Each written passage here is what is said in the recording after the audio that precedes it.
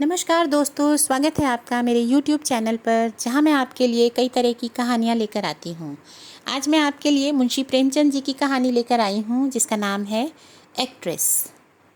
रंगमंच का पर्दा गिर गया। तारा देवी ने शकुंतला का पाठ खेलकर दर्शकों को मुक्त कर दिया था। जिस वक्त वह शकुंतला के रूप में राजा दुष्यंत के सम्मुख खड़ी ग्लानि, वेदना और तिरस्कार से उत्तेजित भावों को आग्नेय शब्दों में प्रकट कर रही थी, दर्शक वृंद शिष्टता के नियमों की उपेक्षा करके मंच की ओर उन्मत्तों की भांति दौड़ पड़े थे और तारा देवी का यशोगान करने लगे थे। कितने तो स्टेज पर चढ़ गए और तारा देवी के चरणों पर गिर पड़े। सारा स्टेज फूलों से पट गया। आभूषणों की वर्षा होने लगी। यदि उसी क्षण मेनका का विमान नीचे आकर उसे उड़ा न ले जाता तो कदाचित उस धक्कम धक्के में 10-5 आदमियों की जान पर बन जाती। मैनेजर ने तुरंत आकर दर्शकों को गुण ग्राहकता का धन्यवाद दिया और वादा भी किया कि दूसरे दिन फिर वही तमाशा होगा। तब लोगों का मोहान्माद शांत हुआ, मगर एक युवक उस वक्त भी मंच पर खड़ा रहा। लंबे कद का था, तेजस्वी मुद्रा, कुंदन का सा देवताओं का सा स्वरूप, गठी हुई देह, मुख से एक ज्योति सी प्रस्फुटित हो रही थी। कोई राजकुमार मालूम होता था। जब सारे दर्शकगण बाहर निकल गए, उसने मैनेजर से पूछा, क्या तारा देवी से एक क्षण के लिए मिल सकता हूँ?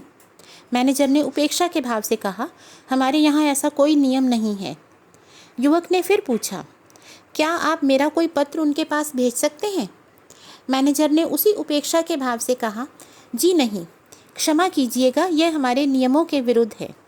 युवक ने और कुछ न कहा, निराश होकर स्टेज से नीचे उतर पड़ा और बाहर जाना ही चाहता था कि मैनेजर ने पूछा, जरा ठहर जाइए, आपका कार्ड?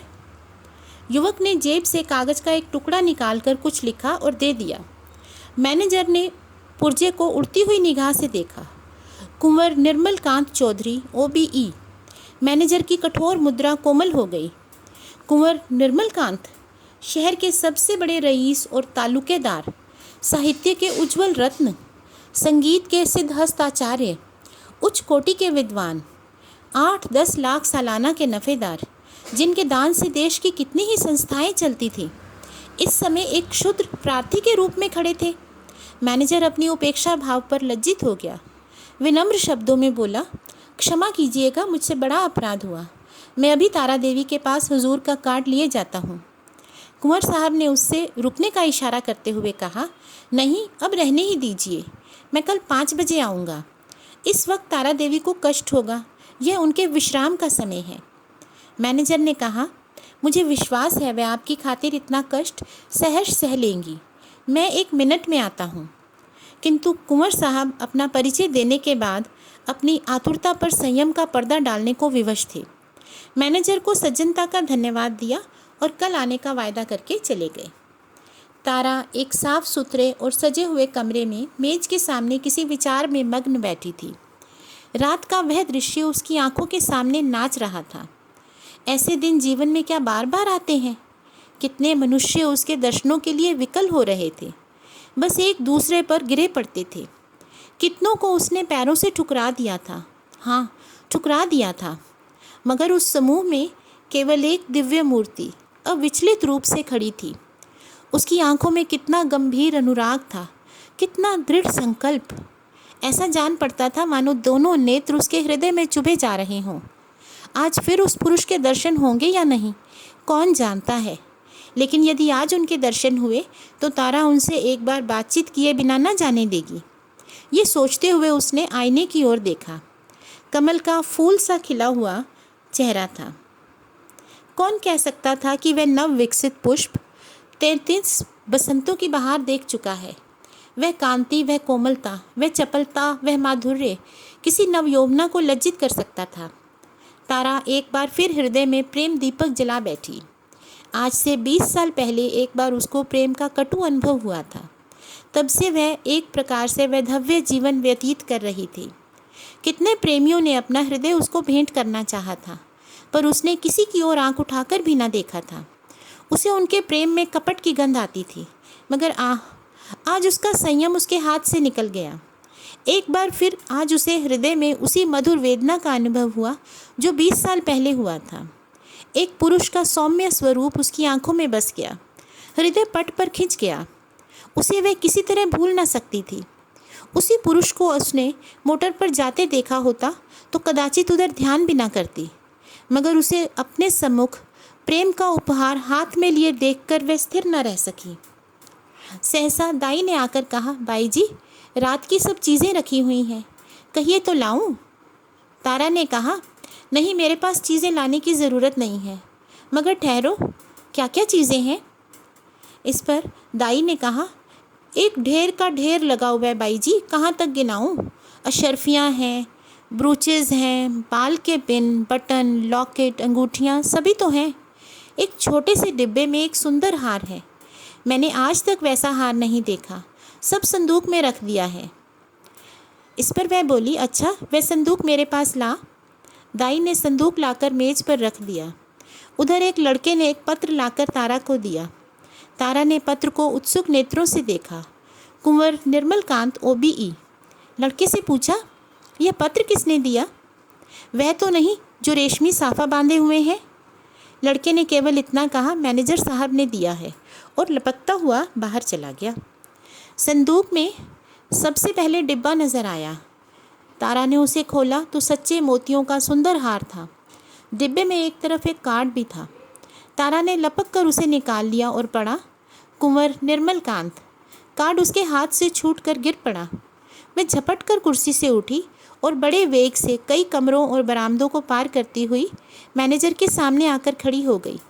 मैनेजर ने खड़े होकर उसका स्वागत किया और बोला, मैं रात की सफलता पर आपको बधाई देता हूँ। तारा ने खड़े खड़े पूछा, कुंवर निर्मलकांत क्या बाहर हैं? लड़का पत्र देकर भाग गया। मैं उससे कुछ पूछ ही ना सकी। कुंवर साहब का रुक्का तो रात ही तुम्हारे चले जाने के बाद मिला था, मैनेजर ने बताया। तो आपने उसी वक्त मेरे पास क्यों न भेज दिया? मैनेजर ने दबी जबान से कहा, मैंने समझा तुम आराम कर रही होगी, कष्ट देना उचित ना समझा। और भाई साफ बात यह है कि मैं डर रहा था कहीं कुंवर साहब को तुमसे मिलाकर तुम्हें खो न बैठूं। अगर मैं औरत होता तो उसी वक्त उनके पीछे हो लेता। ऐसा देव रूप पुरुष मैंने आज तक नहीं देखा। वही जो रेशमी साफा बांधे खड़े थे तुम्हारे सामने, तुमने भी तो देखा था। तारा ने मानो अर्धनिद्रा की दशा से कहा, हाँ, देखा तो था। क्या ये आज फिर आएंगे? मैनेजर ने कहा, हाँ, आज 5 बजे शाम को। बड़े विद्वान आदमी हैं और इस शहर के सबसे बड़े रईस। इस पर तारा ने कहा, आज मैं रिहर्सल में ना आऊँगी। कुंवर साहब आ रहे होंगे। तारा आईने के सामने बैठी है और दाई उसका श्रृंगार कर रही है। श्रृंगार भी इस जमाने में एक विद्या है। पहले परिपाटी के अनुसार ही श्रृंगार किया जाता था। कवियों, चित्रकारों और रसिकों ने श्रृंगार की मर्यादा सी बांध दी है। आँखों के लिए काजल लाजमी था, हाथों के लिए मेहंदी, पाँव के लिए महावर, एक एक अंग एक एक आभूषण के लिए निर्दिष्ट था। आज वह परिपाटी नहीं रही।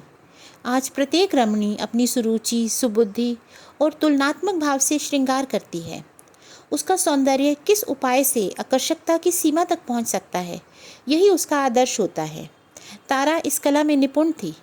वह 15 साल से इस कंपनी में थी और यह समस्त जीवन उसने पुरुषों के हृदय से खेलने में ही व्यतीत किया था। किस चितवन से, किस मुस्कान से, किस अंगड़ाई से, किस तरह केशों को बिखेर देने से दिलों का कत्लेआम हो जाता है, इस कला में कौन उससे बढ़कर हो सकता था। आज उसने चुन चुन कर आजमाए हुए तीर तरकस में से निकाले, और जब अपने अस्त्रों से सजकर वह दीवान खाने में आई तो जान पड़ा मानो संसार का सारा माधुर्य उसकी बलाएं ले रहा है।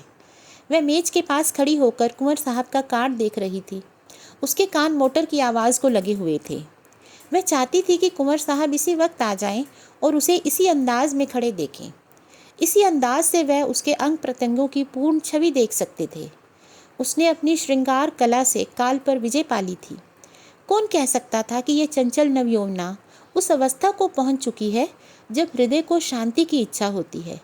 वह किसी आश्रम के लिए आतुर हो सकता है और उसका अभिमान नम्रता के आगे सिर झुका देता है। तारा देवी को बहुत इंतज़ार न करना पड़ा। कुंवर साहब शायद उनसे मिलने के लिए उससे भी उत्सुक थे। 10 ही मिनट के बाद उनकी मोटर की आवाज़ आई। तारा संभल गई। एक क्षण में कुंवर साहब ने कमरे में प्रवेश किया। तारा शिष्टाचार के लिए हाथ मिलाना भी भूल गई। प्रौढ़ावस्था में भी प्रेमी की उद्विग्नता और असावधानी कुछ कम नहीं होती।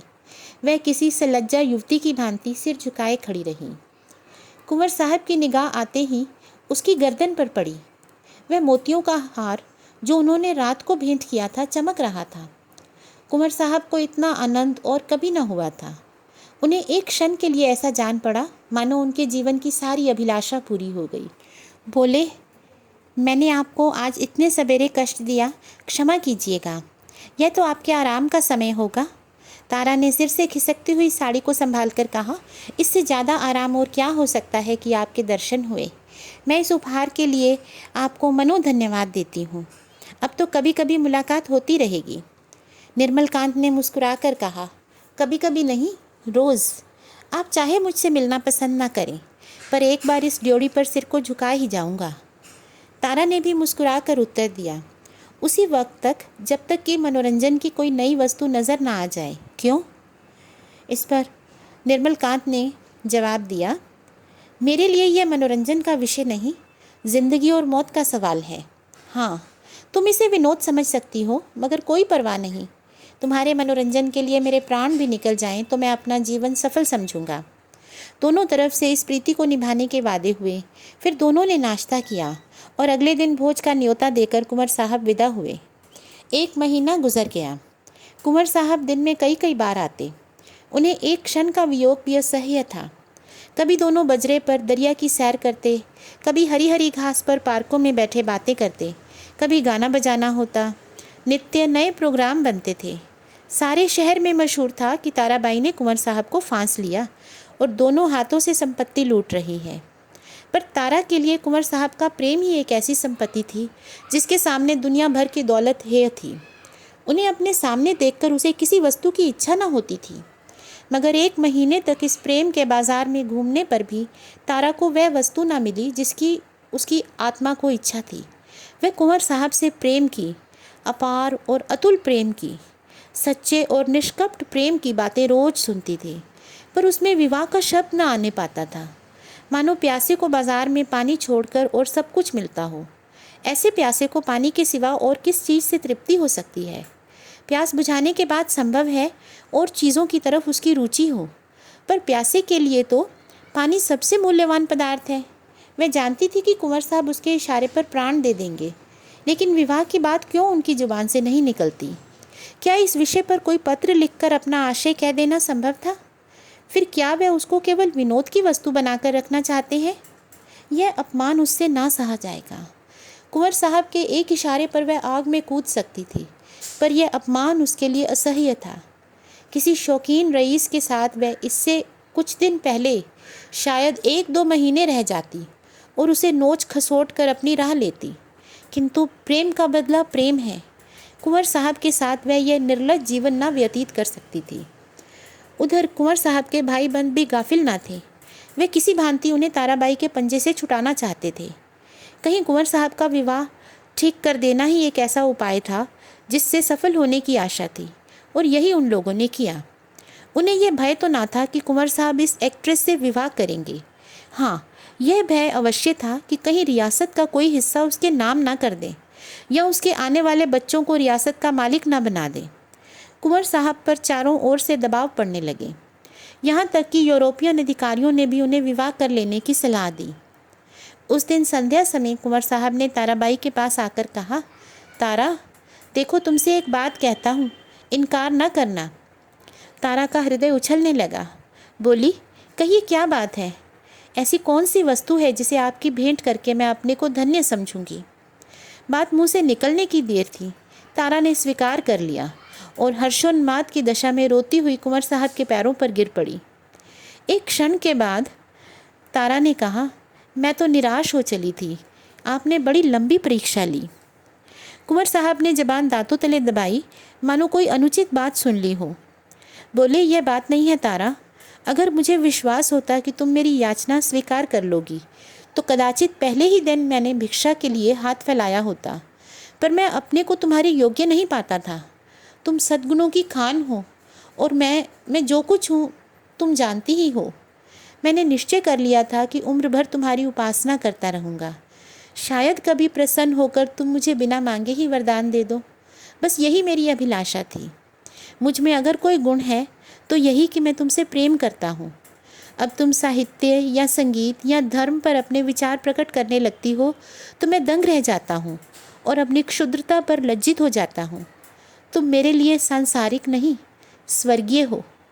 मुझे आश्चर्य यही है कि इस समय मैं मारे खुशी के पागल क्यों नहीं हो रहा। कुंवर साहब बड़ी देर तक अपने दिल की बातें कहते रहे। उनकी वाणी कभी इतनी प्रगल्भ न हुई थी। तारा सिर झुकाए सुनती जाती थी, पर अनंत की जगह उसके मुख पर एक प्रकार का क्षोभ लज्जा से मिला हुआ अंकित हो रहा था। ये पुरुष इतना सरल हृदय, इतना निष्कपट है, इतना विनीत, इतना उदार। सहसा कुंवर साहब ने पूछा, पर मेरे भाग्य किस दिन उदय होंगे तारा? दया करके बहुत दिनों के लिए न टालना। तारा ने कुंवर साहब की सरलता से परास्त होकर चिंतित स्वर में कहा, कानून का क्या कीजिएगा? कुंवर साहब ने तत्परता से उत्तर दिया, इस विषय में तुम निश्चिंत रहो तारा। मैंने वकीलों से पूछ लिया है। एक कानून ऐसा है जिसके अनुसार हम और तुम एक प्रेम सूत्र में बंध सकते हैं। उसे सिविल मैरिज कहते हैं। बस आज ही के दिन वह शुभ मुहूर्त आएगा। क्यों? तारा सिर झुकाए बैठी रही, कुछ बोल न सकी। फिर उन्होंने कहा, मैं प्रातःकाल आ जाऊंगा, तैयार रहना। तारा सिर झुकाए रही, मुंह से एक शब्द न निकला। कुंवर साहब चले गए, पर तारा वहीं मूर्ति की भांति बैठी रही। पुरुषों के हृदय से क्रीड़ा करने वाली चतुर नारी क्यों इतनी विमूढ़ हो गई है? विवाह का एक दिन और बाकी है। तारा को चारों ओर से बधाइयाँ मिल रही हैं। थिएटर के सभी स्त्री पुरुषों ने अपने सामर्थ्य के अनुसार उसे अच्छे अच्छे उपहार दिए हैं। कुंवर साहब ने भी आभूषणों से सजा हुआ एक सिंगारदान भेंट किया है। उनके 2-4 अतरंग मित्रों ने भांति भांति के सौगात भेजे हैं, पर तारा के सुंदर मुख पर हर्ष की रेखा भी नजर नहीं आती। वे क्षुब्ध और उदास है। उसके मन में 4 दिनों से निरंतर यही प्रश्न उठ रहा है, क्या कुंवर के साथ विश्वासघात करूं? जिस प्रेम के देवता ने उसके लिए अपनी कुल मर्यादा को तिलांजलि दे दी, अपने बंधुजनों से नाता तोड़ा, जिसका हृदय हिमकण के समान निष्कलंक है, पर्वत के समान विशाल, उसी से कपट करूं? नहीं, वह इतनी नीचता नहीं कर सकती। अपने जीवन में उसने कितने ही युवकों से प्रेम का अभिनय किया था, कितने ही प्रेम के मतवालों को वह सब्ज बाग दिखा चुकी थी, पर कभी उसके मन में ऐसी दुविधा न हुई थी, कभी उसके हृदय ने उसका तिरस्कार न किया था। क्या इसका कारण इसके सिवा कुछ और था कि ऐसा अनुराग उसे कहीं और न मिला था? क्या वह कुंवर साहब का जीवन सुखी बना सकती है? हाँ, अवश्य। इस विषय में उसे लेश मात्र भी संदेह नहीं था। भक्ति के लिए ऐसी कौन सी वस्तु है जो असाध्य हो? पर क्या वह प्रकृति को धोखा दे सकती है? ढलते हुए सूर्य में मध्याह्न का सा प्रकाश हो सकता है? असंभव। वह स्फूर्ति, वह चपलता, वह विनोद, वह सरल छवि, वह तल्लीनता, वह त्याग, वह आत्मविश्वास वह कहाँ से लाएगी, जिसके सम्मिश्रण को यौवन कहते हैं? नहीं, वह कितना भी चाहे, वह कुंवर साहब के जीवन को सुखी नहीं बना सकती। बूढ़ा बैल कभी जवान बछड़ों के साथ नहीं चल सकता। ओह, उसने ये नौबत ही क्यों आनी दी? उसने क्यों कृत्रिम साधनों से, बनावटी सिंगार से कुंवर को धोखे में डाला? अब इतना कुछ हो जाने के बाद वह किस मुंह से कहेगी कि मैं रंगी हुई गुड़िया हूँ? जवानी मुझसे कब की विदा हो चुकी, अब केवल उसका पद चिन्ह रह गया है। रात के 12 बजे हुए थे। तारा मेज के सामने इन्हीं चिंताओं में मग्न बैठी हुई थी। मेज पर उपहारों के ढेर लगे हुए थे, पर वह किसी चीज़ की ओर आंख उठाकर ना देखती थी। अभी 4 दिन पहले वह इन्हीं चीज़ों पर प्राण देती थी। उसे हमेशा ऐसी चीज़ों की तलाश रहती थी जो काल के चिन्हों को मिटा सकें, पर अब इन्हीं चीज़ों से उसे घृणा हो रही थी। प्रेम सत्य है, और सत्य और मिथ्या दोनों एक साथ नहीं रह सकते। तारा ने सोचा, क्यों ना यहाँ से कहीं भाग जाऊँ, किसी ऐसी जगह चली जाऊँ जहाँ कोई उसे ना जानता हो। कुछ दिनों के बाद जब कुंवर का विवाह हो जाएगा तो वह फिर आकर उनसे मिलेगी और ये सारा वृतांत उन्हें कह सुनाएगी। इस समय कुंवर पर वज्रपात सा होगा। हाय, न जाने उनकी कैसी दशा होगी, पर इसके सिवा और कोई मार्ग नहीं है। अब उसके दिन रो रो कर कटेंगे, लेकिन उसे कितना भी दुख क्यों ना हो, वह अपने प्रियतम के साथ छल नहीं कर सकती। उसके लिए इस स्वर्गीय प्रेम की स्मृति, इसकी वेदना ही बहुत है, इससे अधिक उसका अधिकार नहीं। दाई ने आकर कहा, बाई जी चलिए, कुछ थोड़ा सा भोजन कर लीजिए, अब तो 12 बज गए। तारा ने कहा, नहीं, जरा भी भूख नहीं, तुम जाकर खा लो। दाई बोली, देखिए भूल ना जाइएगा, मैं भी आपके साथ चलूँगी। तारा ने कहा, अच्छे अच्छे कपड़े बनवा रखे हैं ना? दाई ने कहा, अरे बाई जी, मुझे अच्छे कपड़ों का क्या करना है, आप अपना कोई भी उतारा हुआ कपड़ा दे दीजिएगा। दाई चली गई। तारा ने घड़ी की ओर देखा, सचमुच 12 बजे थे, केवल 6 घंटे और थे। प्रातःकाल कुंवर साहब उसे विवाह मंदिर में ले जाने के लिए आ जाएंगे। हाय भगवान, जिस पदार्थ से तुमने इतने दिनों तक उसे वंचित रखा, वह आज क्यों सामने लाए? यह भी तुम्हारी क्रीड़ा है। तारा ने एक सफ़ेद साड़ी पहन ली, सारे आभूषण उतार कर रख दिए। गर्म पानी मौजूद था। साबुन और पानी से मुंह धोया और आईने के सामने जाकर खड़ी हो गई। कहाँ थी वह छवि, वह ज्योति जो आंखों को लुभा लेती थी? रूप वही था, पर कांति कहाँ? अब तो यह यौवन का स्वांग भर सकती थी। तारा को अब वहाँ एक क्षण भी रहना कठिन हो गया। मेज पर फैले हुए आभूषण और विलास की सामग्रियाँ मानो उसे काटने लगी। ये कृत्रिम जीवन असह्य हो उठा। खस की टटियों और बिजली के पंखों से सजा हुआ शीतल भवन उसे भट्टी के समान तपाने लगा। उसने सोचा, कहाँ भाग कर जाऊँ? रेल से भागती हूँ तो भागने न पाऊँगी। सवेरे ही कुंवर साहब के आदमी छूटेंगे और चारों तरफ मेरी तलाश होने लगेगी। वह ऐसे रास्ते से जाएगी जिधर किसी का ख्याल भी न जाए। तारा का हृदय इस समय गर्व से छलका पड़ता था। वह दुखी न थी, वह निराश न थी। फिर कुंवर साहब से मिलेगी, अगर संयोग होगा। प्रेम के बनाए हुए कर्तव्य मार्ग पर चल रही है, फिर दुख क्यों हो और निराश क्यों हो? सहसा उसे ख्याल आया, कहीं ऐसा ना हो कुंवर साहब उसे वहाँ ना पाकर शोक विह्वलता में कुछ अनर्थ कर बैठे। इस कल्पना से उसके रोंगटे खड़े हो गए। एक क्षण के लिए उसका मन कातर हो उठा। फिर वह मेज पर जा बैठी और एक पत्र लिखने लगी।